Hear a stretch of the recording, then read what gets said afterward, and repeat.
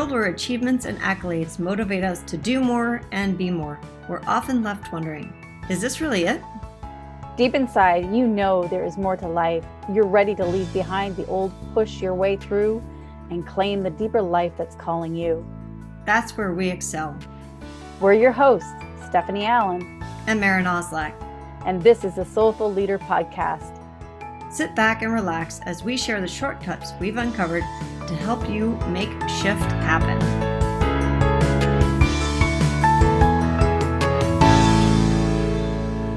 Welcome back to the Soulful Leader Podcast with me, Maren, and Stephanie, who's here with me.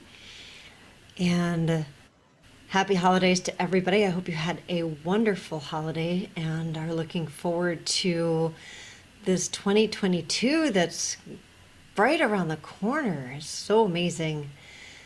And I know everybody is right now thinking about what 2022 will look like. And collectively, we have this moment of opportunity to kind of reset.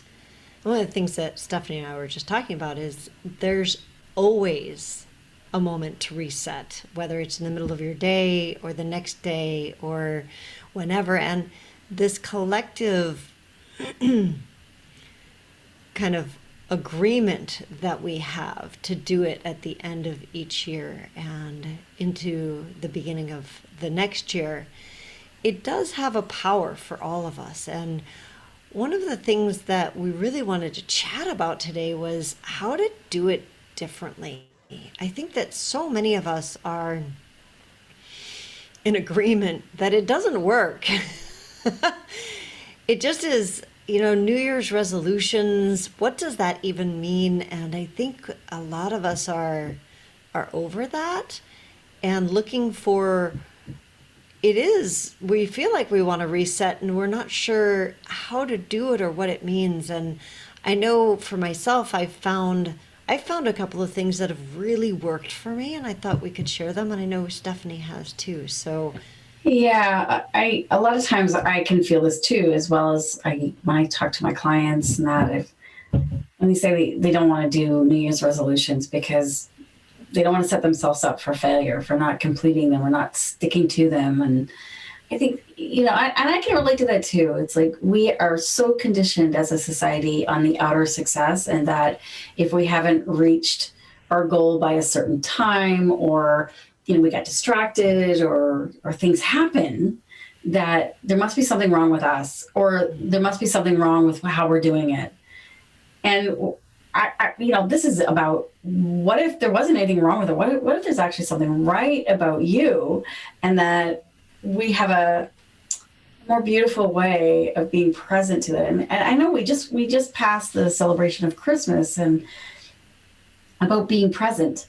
And it isn't about the actual consumer present. It's really about presence of what are we present to. And just let that sink in for a minute, because, we're so conditioned again about giving presents instead the of outer. Instead of being present. And we need both. I just had a conversation with a friend of mine who had given a really great gift to someone, and the person they had given it to was aghast of like, you didn't tell me you were going to give presents. I wasn't prepared. I don't have anything for you. And you could experience the shame that came up with this being. And we've all felt that. We've all felt that. It's like, Absolutely. oh my gosh, why didn't I bring something? Or did I have enough? Did I give enough?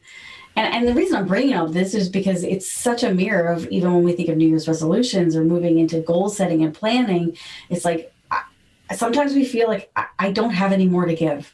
Like I have given everything I can. I've done everything I can. It's not working. We feel frustrated, and we shame ourselves about it. Yeah, I was going to say that we go into the shame.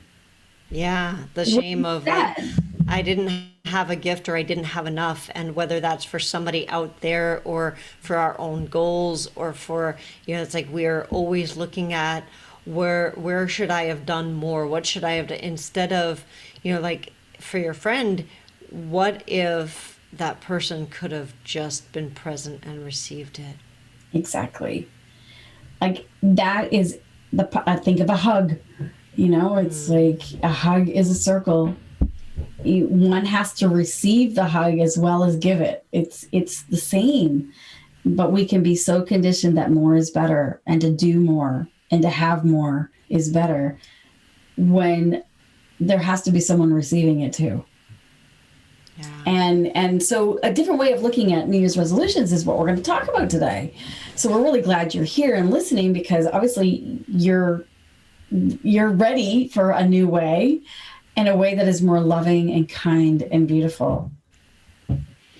So one of the first things that I do is, instead of thinking forward into what I want, I actually set myself in the future and future Maren. So it seems like a small nuance, and yet it is a huge difference. So I'm going to give you guys an exercise that you can do for yourselves. Set yourself in December of 2022, or even January of 2023. And you could draw a circle on the floor in front of you and say that is the future that you're, and actually step into it if you're very kinesthetic. Or if you're less kinesthetic and more visuals, picture yourself there. If you're auditory, tell yourself a story about it. And whichever of those works best for you, step into that time and place. Like, put yourself in that future, and then think about what happened over the past year.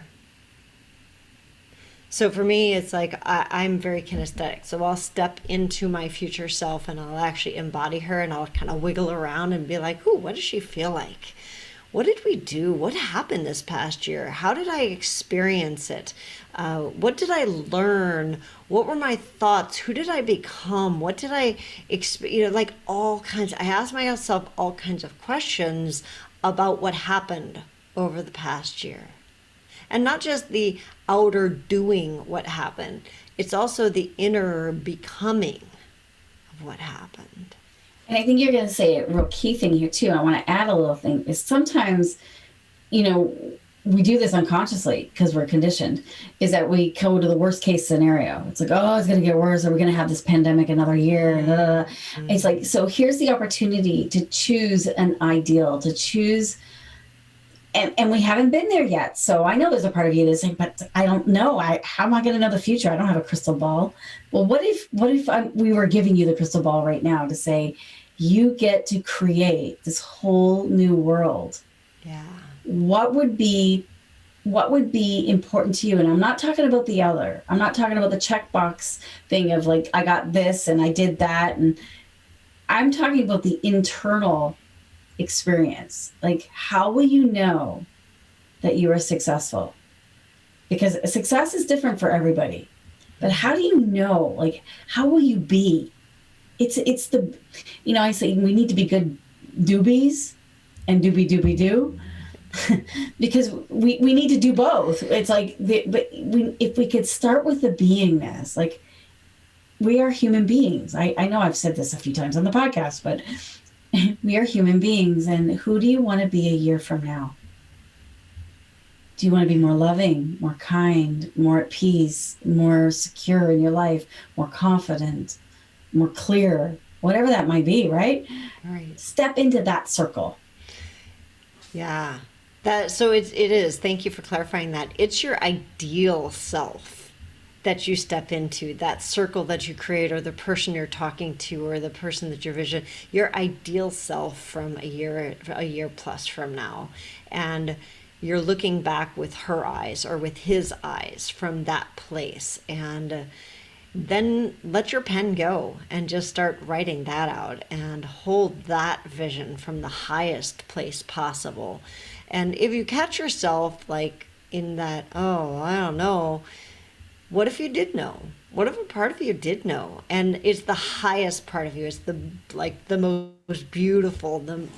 What's the most beautiful thing that could occur, that you could create, that could be created with you? What so created? So let's talk about that, because one of the things that came up also in our conversations was about productivity and, effectiveness, and going back into the do. And so here you are stepping into your ideal and you're being it. Talk to me a little bit about why that is of helpful and how it can actually be more productive to be rather than to do. That's great. And this is something that I have struggled with for years. And I feel like I'm just starting to get a handle on it, is that I always had, like, even when I first started to do this future vision, what we call the future vision, which we got from Roger James Hamilton, phenomenal man. When I first started to do it, I would be like, okay, I went in, I got my future vision. And what that meant to me was I broke it down by quarter, and then I broke that down by month. And then I had a plan of what I needed to do each month. And not much changed as far as like how I felt about myself, who I was about myself. I was still in the rat race, essentially. And no matter how much I accomplished, there was still this feeling of it wasn't enough, that I was still on this outer validation, like circle of life. So what I started to do differently with that was really the presence thing that you were just talking about, of being present to who I was going to become. That person that I was that I am in 2023, that's looking back, what are her qualities, and being present to her qualities and who she became, and then listening, stopping a lot of the doing, like not even some of the doing. The more I do this, the less I do. It's so great because I love that. The more present I become, the less of the outer grind that I am caught up in. And the more beautiful my life has become. And it's a practice. And we've talked about this. I think we mentioned it last week, maybe the week before. It's like a practice is something you do on a regular basis. It's not a one-time thing. And so finding a practice, a presencing practice that you do to help you to become more present on a regular basis. And I love that, because a practice of presencing. Mm. Because if you're not practicing, you're going to miss what's coming in. Yeah. And it's going to take more life force, more energy to actually do it from your past self rather than from your future self. And I just want to break in for a second, because when you said you're going to miss what's coming in, I thought about your friend with the gift, right? The person who was receiving wasn't able to receive because they didn't have a practice of that. They weren't used to receiving presents, right? And so there's this immediate where we go, oh my God, I should have done something. I should have had a present. I should have had this. And we go reactivity. It's the reactiveness. We go into our judgment. And so going back to what you're saying of like having a regular practice of being able to be present allows us to receive, and not just from other people, from the universe. The gifts from the universe that are constantly incoming, and the beauty that's there, we miss it in every moment.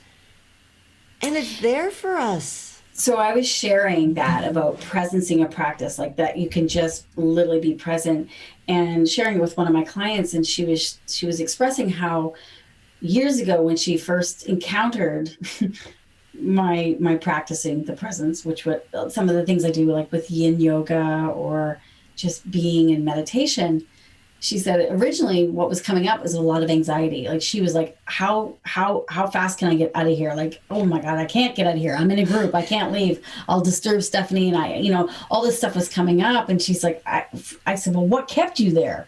And she said, I think because I paid for it and I was going to disturb everybody else. That's what kept me there. She said, but there were like 99.9% of the parts of me just wanted to like bolt out of here. And she said, it happened like 3 times in a row. And I said, well, good on you and somebody else in the class, because we were sharing this as a group, someone else in the class had said, good on you for like, persevering and pushing through it. And I said, I want to change that pushing through it. I said, I believe that there must have been a part within you that had absolute faith that in the unknown. And that's a key thing of presencing, is like to be able to sit presently with not knowing allows, and uncomfortableness is actually what is dispersing. And I said, when that uncomfortable feeling comes up, when that anxiety or sadness or anger or whatever it might be, or like, I gotta get out of here kind of energy, it's often because that's what you have been sitting with for a long, long time, and it's actually leaving you.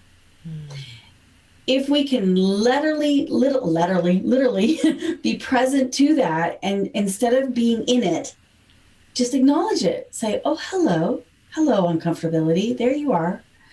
And then it literally will dissipate. It makes space. And when we make space, that's the presence. Then we have an incoming that can actually have a place to land. And I love that. Yeah, I absolutely love that. And I think that piece for going forward into 2022, and do you have space? And immediately we think we have to do something. And like you said, being present to it and just looking at it and being like, oh, look at you. It lets it go. It really, truly can be all the work that's necessary, and allow for things to move on. And you laughed because you said laterally instead of literally. And what if things are moving laterally right out of your life and off into wherever they're needed next, and now you have a space in your life? I love that. Yeah, clouds going by. Yeah. Whew. Thank you. Next. It's so true. And I mean, I want to talk about this with time too. Like when people say, oh, I'm so tired and I don't have any time. It's because we're filled up with too much of the wrong stuff. And I don't want to say the wrong stuff in that way, but it's like we've been carrying burdens. We've been carrying thoughts or less than ideals of ourselves that we're ready to let go of, to make space. And so if you're feeling crunchy right now and going, oh gosh, here comes the new year. What am I going to do? I'm not doing enough.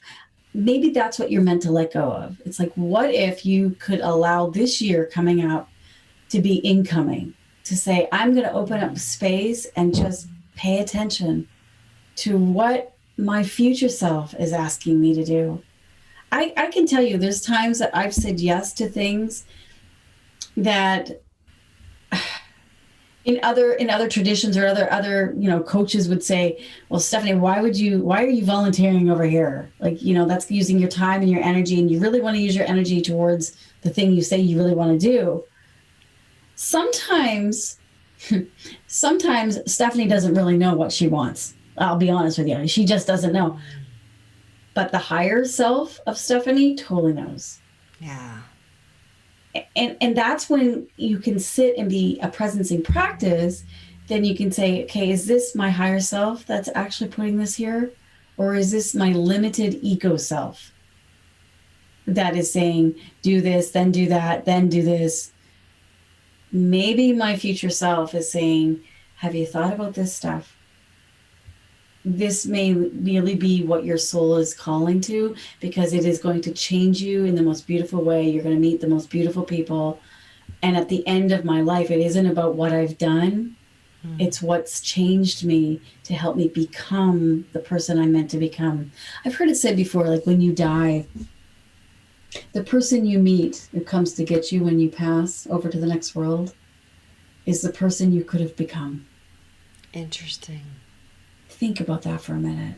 The person that comes to get you at the end of your life is the person you were meant to become.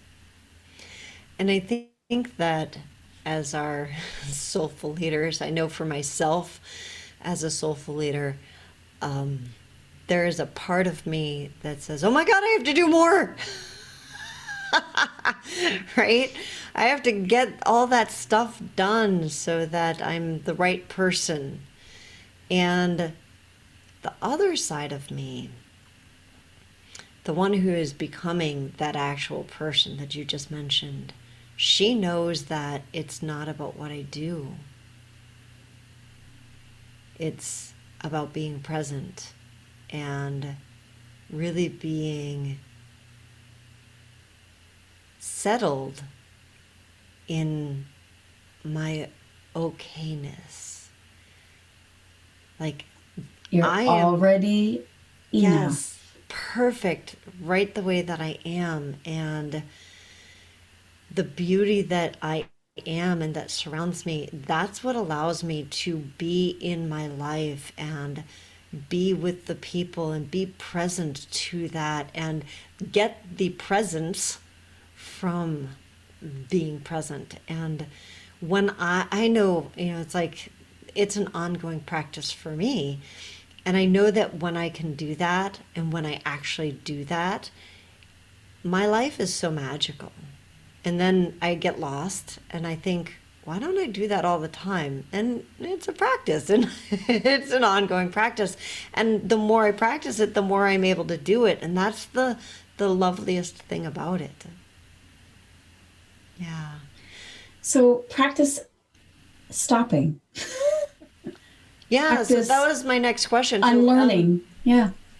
it is. It's an unlearning of a conditioning of, we've been conditioned in this world of ours to be doers instead of beers. And there's a time and a place for doing. I'm not saying that there isn't.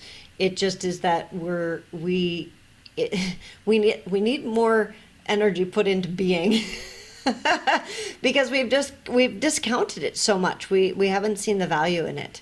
And so the practice really is developing our ability to be and receive and be present and have space. Yeah. So I have a practice that I would love to share with you all if you'd all like. And it's something I'm going to practice this year too. And instead of a doing or a to-do list, I'm going to have a being list. And I'm going to choose my top beings. So when it comes to New Year's Eve, I'm going to look forward into my life a year from now and say, who do I want to be? And I'm going to pick a word that most calls me, that really draws me or speaks to me. And that word I'm going to write down. So like last year I had the word savor, like really like satiation, like let my whole life just savor and be with that and let myself be nourished by it. So there's a lot of words with that. So my word was savor. Savor the moment, savor the relationship, savor my health, savor it, like just be with it. And then what I'm going to have you do is take the opposite. So what is the opposite that you have been practicing probably most of your life that keeps you from being that very thing? And you're going to take that. So again, mine was savor. So what was keeping me from savoring was the fear that I'm not enough. Oh, wow. Lack. So I might just write lack. So that was it. Lack. Fear. Lack. I'm going to write that on a candle, kind of write it on there where you could, use a pen or you could etch it in. And then as you practice every morning, you get up and you light the candle and you savor, or you, whatever your being is, you step into it, you breathe it, you dance it, you sing it, whatever it is that you love to do for your practice. And during that time, the candle is burning. And so what's happening is every time you practice, it's going to burn away the very thing that has kept you from the quality of being. I love that practice. I think that's fantastic for a New Year practice of living into our future selves. So love to hear of what your word is. Please, Yeah. Drop us a line. Just send us an email. We'd love to hear what your word is. Share, and may you ignite that light within you during this time that we're starting to illuminate now into the new world, into the new new 20, what is it, 2023? 2022. What year is it? Doesn't matter. It doesn't. And to illuminate yourself moving forward in the most gentle, kind, loving way. That's beautiful. Thanks for sharing that. So for all of you out there, if you have not joined our email list, please go to the soulfulleaderpodcast.com and click subscribe. And the reason that I mention that is because we have a couple of things coming up which might interest you. So we've got our Inner Mastery that's coming up in January, and we also have our Evolving Leaders Circle.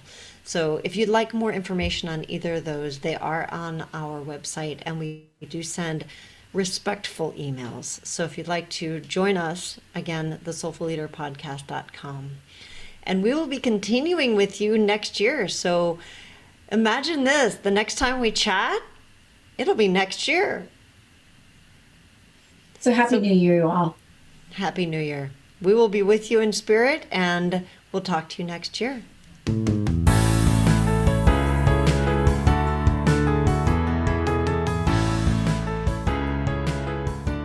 And that wraps up another episode of the Soulful Leader Podcast with your hosts, Stephanie Allen and Maren Oslack. Thank you for listening. If you'd like to dive deeper, head over to our website at thesoulfulleaderpodcast.com. Until next time.